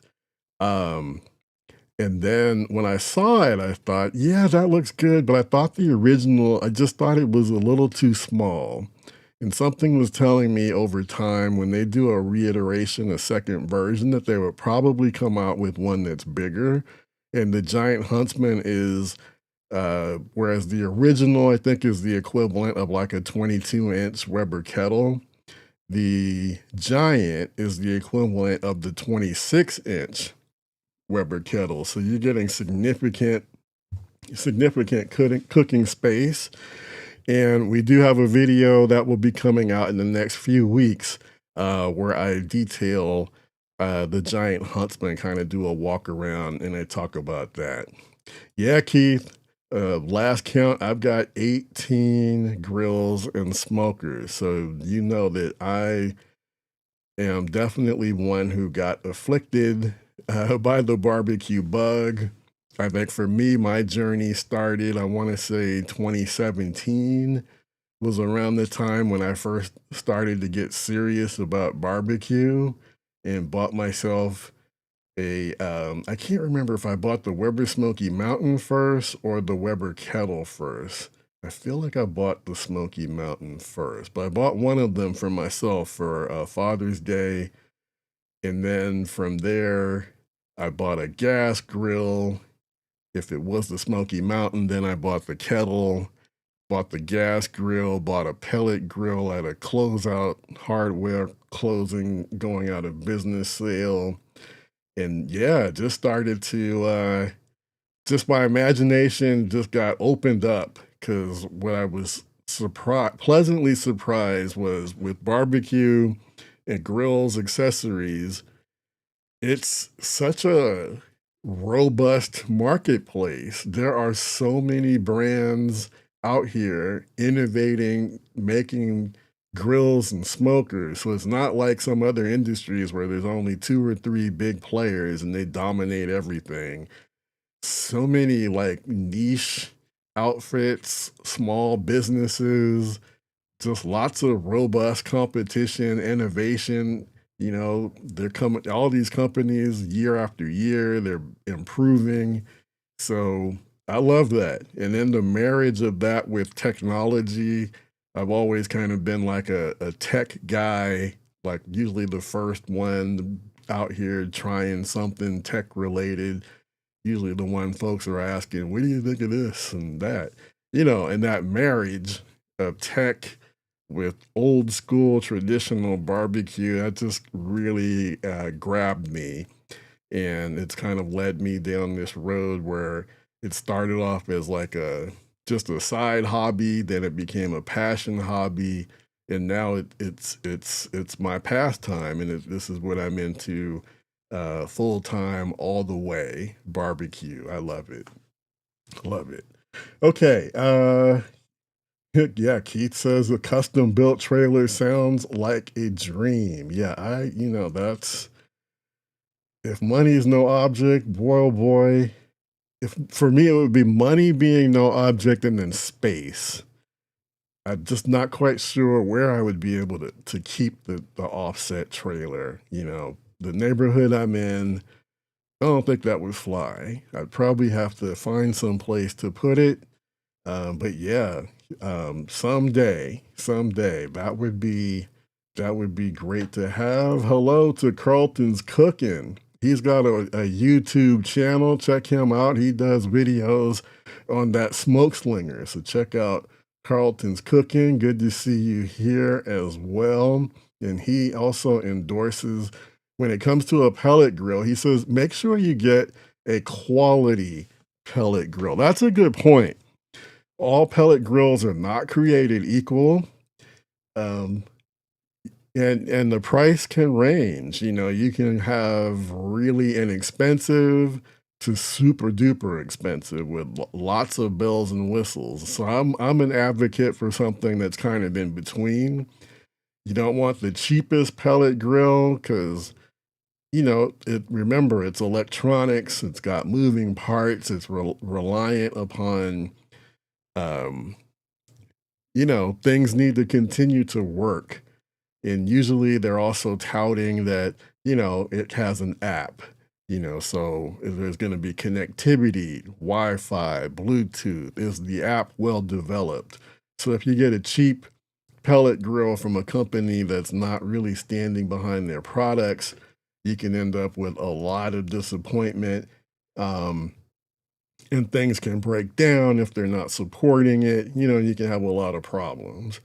And on the other side, you've got high-end pellet grills with all types of fancy features, like lights to let you look at the food inside while it's cooking, and I don't know, just all kinds, or promises that it can not only do a pellet grill, but it's also a combo gas grill and a combo flat top. I've seen some stuff like that. Usually, a jack of all trades is a jack of none, in my opinion, when it comes to barbecue. Get a dedicated cooker, one or the other. Dedicated pellet grill, dedicated flat top. Um, I'm not a fan of the combo cookers, but yeah, some of these $3,000-$4,000 pellet grills have a lot of bells and whistles, stuff you don't really need. So get something that's in between, probably 1,500, 800 to 1,500 is probably the sweet spot in terms of price. High quality might be as much as maybe 2,400, like a Yoder YS640, I think is somewhere in that ballpark. The LSG pellet grill is also very well built. That's in that 2,500, maybe even $3,000 ballpark. I wouldn't go any farther than that, but I think 800 to 1,500 is probably a good sweet spot in terms of starting off. Okay, Frank Meister says, I beg to differ. I can use a pellet grill at 225 with a smoke tube, and it can match the smoke output from an offset. Yeah, you can get smoke tubes and add them to your pellet grill, and you can enhance your smoke flavor. I'm kind of like, the whole point of having a pellet grill, ease of use. You turn it on, you get going. Now, I'm not knocking the smoke tube. I bought a smoke tube before. I think I have one in my backyard somewhere.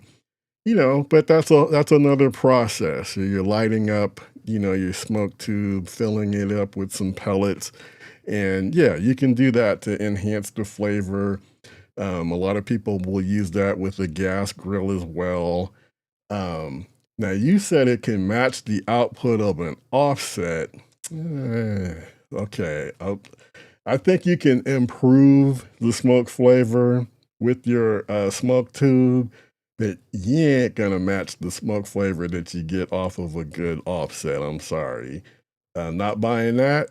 But again, not knocking the hustle, and I appreciate the difference of opinion, and also, giving us another alternative, because like I said earlier, there's a lot of ways to accomplish the same thing, and you can definitely improve your smoke flavor with a smoke tube.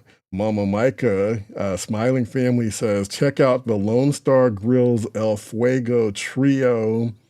It takes pellets, charcoal, and or wood split. So yes, and mind you, it's not a combo. In other words, it's not a combo grill. It's not a pellet grill as well as a charcoal grill. But as a fuel source, it can use all three of those things. And I've heard great things about the El Fuego. Great, that's another great option. It's going to be a little more pricey for sure. It's a higher end, but Lone Star Grills makes great products. And yeah, I think the El Fuego is definitely, for me, if someone's looking for that dream cooker kind of deal, to me, the El Fuego is kind of in that bucket. High end, high quality, and definitely one to look at. That's like goals. I think the El Fuego is kind of in that bucket. Noink says, griddle, offset, then a pellet would be my next grill purchases in that order. So yeah, griddle like a flat top, offset smoker, then a pellet grill. Okay, that would be quite the trio. Absolutely. Ooh, correctional officer says, is there much of a difference when cooking a turkey burger? I haven't cooked a turkey burger, but I know, the meat is going to be considerably leaner than it is with 80/20 beef. So it's going to be leaner, it's going to cook faster. I don't think anybody's doing, matter of fact, I wouldn't, if anyone's doing a smashed turkey burger, I wouldn't, because it is so lean and doesn't have the fat content. So I think smash burger style is off the table for a turkey burger. I think you would cook it similar to how you would cook the thick and juicy burger, but knowing, again, because of the lean content, it's going to cook much faster. So I think for me, if it were me and it was my first time doing a turkey burger, I wouldn't go higher than 275, and I would definitely keep an eye on it so that it doesn't overcook, doesn't dry out, because I think it's going to take less time. But if anyone has experience cooking turkey burgers, please drop them into the comments. Keith says, how many grills is the right amount? I have a Weber propane gas grill and a Traeger pellet. I probably need a charcoal grill too. Of course, how many grills is the right number? I mean, obviously, you're going to be limited by, space, finances, maybe might be some rules where you live, might be some things you need to adhere to, right? That's all gonna have play a role in it. Obviously, it's subjective. You already have a gas grill, and you have a pellet grill. I think a charcoal grill would be a nice addition, because I think it's going to give you some flavor that you can't get on either the pellet or the gas grill. And I always recommend to folks who are getting involved in barbecue, do yourself a favor and learn how to cook on a charcoal grill. So I think you should consider a charcoal grill.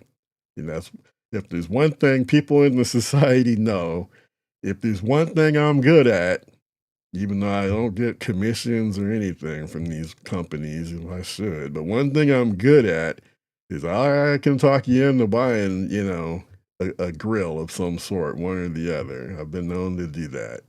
All right. Here's a recommendation for SPG from the Smiling Family. It's called It's Incredible.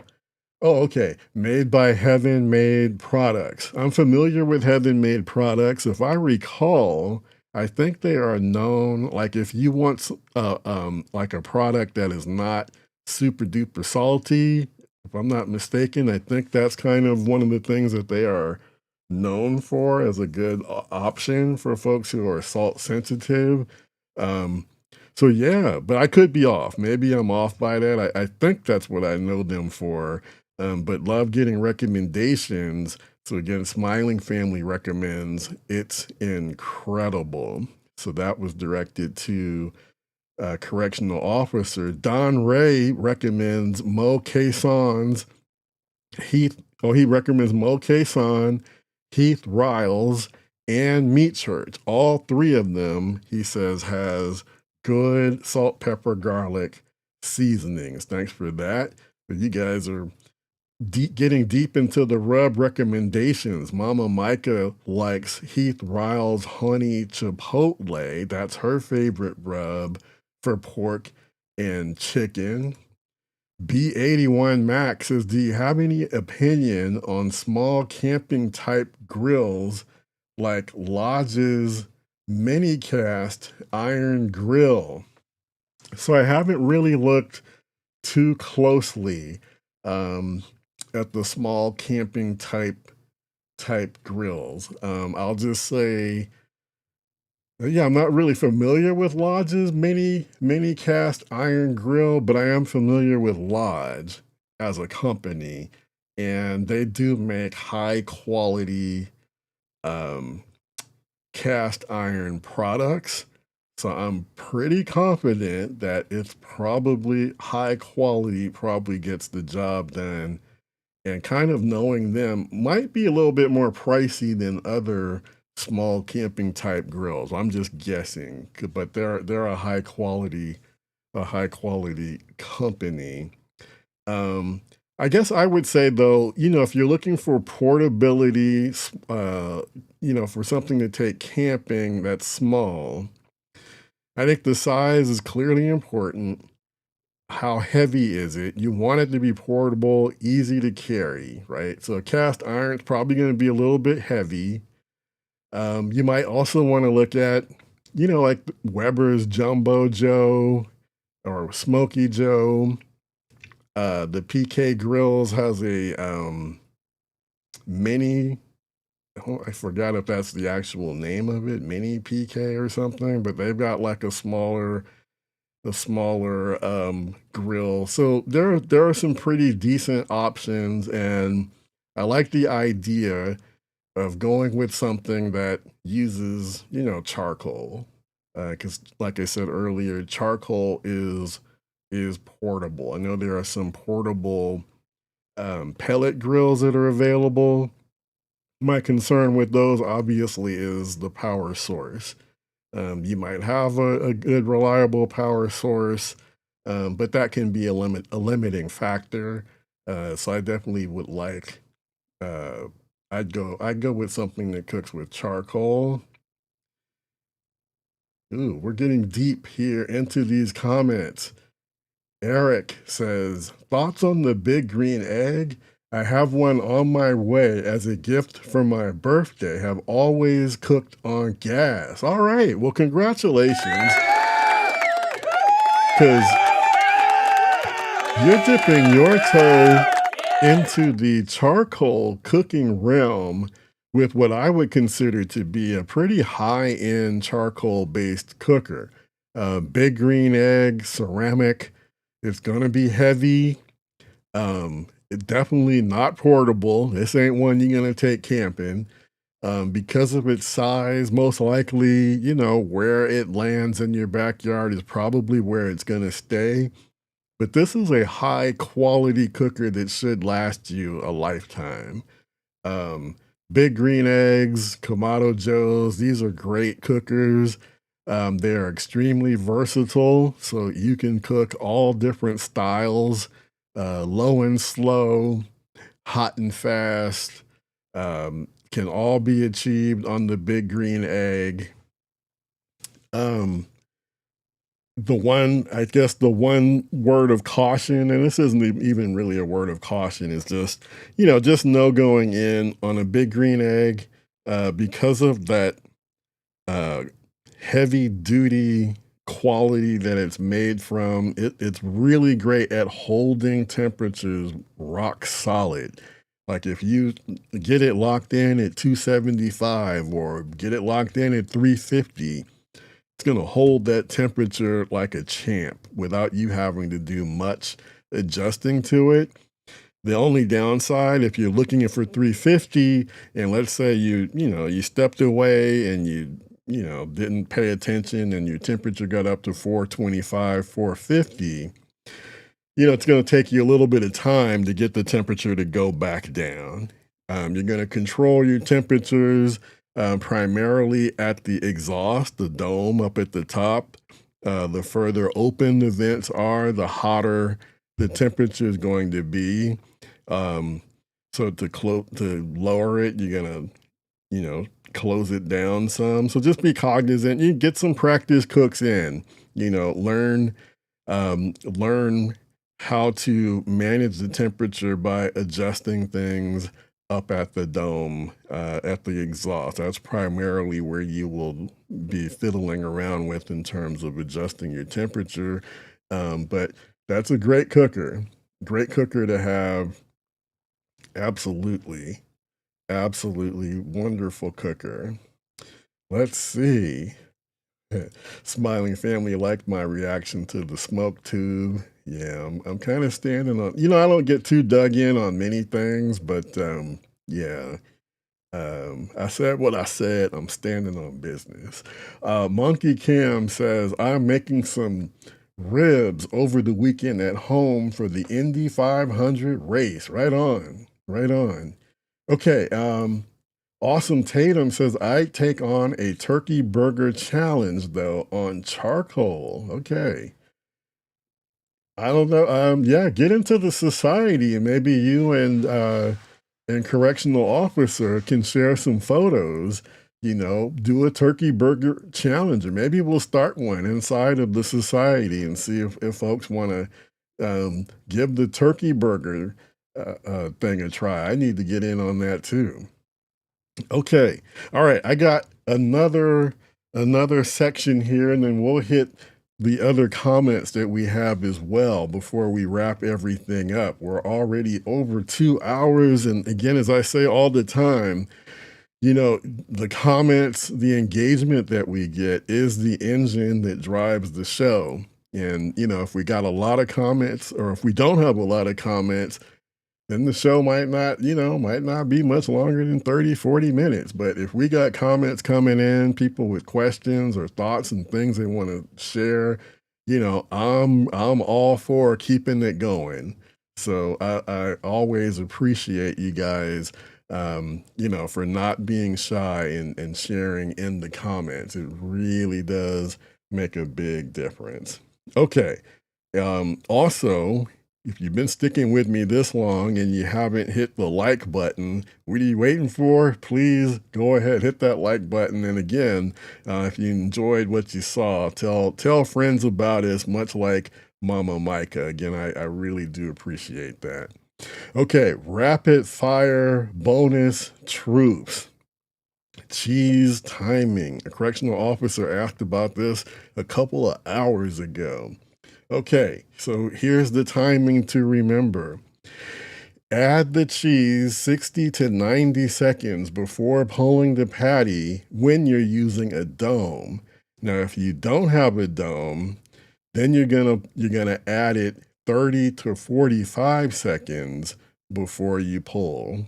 So realize that if you're not so my big recommendation, I know a lot of us probably aren't doing it.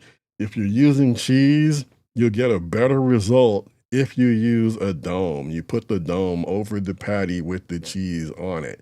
Because if you just throw the cheese on without a dome, a lot of times what ends up happening is you end up getting an incomplete melt, or it's just, melting a little bit unevenly. Now, if you don't have a melting dome, you can use a large stainless mixing bowl flipped upside down exactly in the same way. Or you can use a disposable foil pan inverted over the patty. That will work too. The dome doesn't need to be fancy. It just has to trap the heat and the steam. Here's another one. Have bun discipline. Toast it. Butter it with the griddle or on the grill. Know that a soft, untoasted bun absorbs juice and ends up turning into mush. Okay, so have some discipline, toast that bun. We mentioned this earlier, but yes, burgers do need rest too, just 2 to 3 minutes. But give that meat, those juices time to settle down and further redistribute. Redistribute, is that the word? That's what I'm trying to say. Give it time to do that. But yeah, that is also important. And then your toppings is the last step. So lettuce, tomatoes, onions, they go on cold. Don't put them on too early because then they will wilt and sweat onto the bun. So that's the last step. Okay, let's see. Let me hit some more of these comments before we wrap things up. I love the engagement. Mama Micah said to Monkey Cam, spares or baby backs that he's doing this weekend for the Indy 500. Which one are you doing, spares or baby backs? Smiling Family is a fan of just one more grill, as that being the right amount. So if you got 4, just one more. Take it up to 5. Just one more. I agree with that answer. Frank Meister says you can't beat a Weber kettle for learning live fire. I agree completely. Learning how to cook, manage the fire, Weber kettle's a great way to go. Easy to learn how to use. It's got the intake at the bottom. It's got the exhaust vent up at the top. You just make some little adjustments to lock in that temperature that you want. That is really how you learn how to manage fire, how to manage temperatures. Absolutely. Smiling Family says a good portable is the Weber Go Anywhere, and he's talking about the charcoal version. Correctional officer recommends an Old Smoky. He says they are awesome charcoal grills and they get the job done. Monkey Cam says baby back ribs are his favorite. Let's see. Yeah, correctional officer is saying to Awesome Tatum, let's get a turkey burger challenge. Let's do it. Absolutely. And then Tatum says he likes the slightly melted cheese, not overly mixed. He agrees. Toast and butter that bun. Absolutely. Mama Micah says she must admit that she likes soggy, untoasted buns. All right, I'm not mad at you. You know, we like what we like. Frank Meister says, do you toast the bun before or after cooking the burgers? I think you can toast them, while the burgers are resting, that 2 to 3 minutes that we just talked about. I think that's a good time to take care of toasting the buns. I think absolutely. B81 Max says, should a burger be rested on the bottom bun or separately? I'm going to rest separately. I think if you rest it on the bottom bun, the juices are just going to drain, into the bun and it's going to get soggy. So I'm going to do it separate. Awesome Tatum says, I toast my buns right before taking off the grill to serve. Yeah. Right before taking off the grill. Okay. Yeah, if you have the space, you can do that too. Right before taking I toast my buns right before taking, I think he means taking off the patties off the grill to serve. Yeah, you just kind of have to manage, the process, right? You don't want your buns to get over toasted. And then, like I said, you want to get those patties off, when they're at that 155 point, because if you leave them on too long, then they can shoot way past 160. And I know some of you, again, are definitely opposed, and you don't want your burgers to be like done, right? Okay, we had a poll question over on YouTube.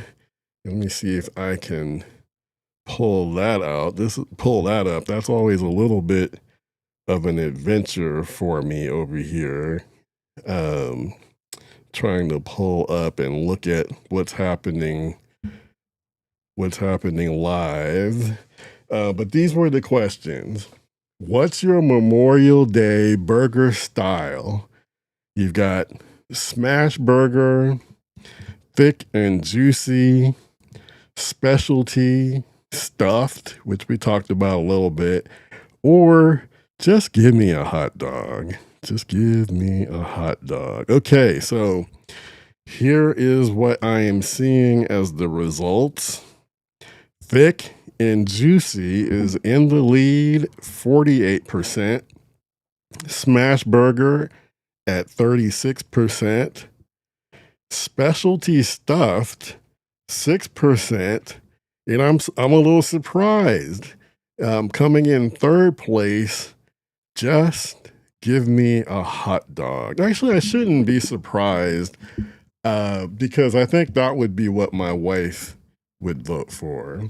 I think she would vote for the hot dog. And she also likes her hot dog to be like burnt, which is like, kind of just goes against my spirit, to stand there and allow some meat on my grill to purposely burn. But that is always her request, which always just kind of throws me into a complete loop. Like, man, I don't want to be managing the grill and trying to purposely burn something. I can't stand it. All right. Let's see. So we hit the poll. So let me just recap the 6 lies real quick, okay? Get my bearings back. Okay, so again, lie number 1, lean is better. The truth is 80-20 ground chuck every time. Fat is where juice, flavor, and binding live. Lie number 2, there's a right way to make a burger. The truth is, smash and thick are completely different products with different rules. Pick which one you're making before you light the fire. Lie number 3, salt the meat when you form the patty. The truth, salt the outside of the patty, never mix it in, either right before the heat or 40 or more minutes ahead with the patty resting in the fridge. That part is very important. Lie number 4, never press the burger. The truth, press hard on a smash burger, hands off on a thick patty. Different burgers, different rules. Lie number 5, medium rare burgers are fine. I know this is probably the hot take of the night. The truth is, grinding distributes surface bacteria throughout the meat. Pull at 155 Fahrenheit, let the carryover take it to 160. You'll end up with safe and juicy patties. Lie number 6, preformed grocery patties save time. No. The truth is, they're pressed dense and shrink unevenly. Buy 80-20 ground chuck and form your own. 60 seconds of time, you'll end up with a way better burger. All right, so that's your Memorial Day burger playbook. 6 lies, 6 truths. Go put it to work this weekend. All right, our next live show is going to be a week from tonight, Wednesday, May 27th at 6 p.m. Pacific time, 9 p.m. Eastern time. I appreciate all of the folks who were tuning in for the first time tonight. So I invite you again to join our barbecue community. Get your phone and scan that QR code, and it'll take you to where you can join the Backyard SmokeMaster Society, where we keep the conversation going all week long.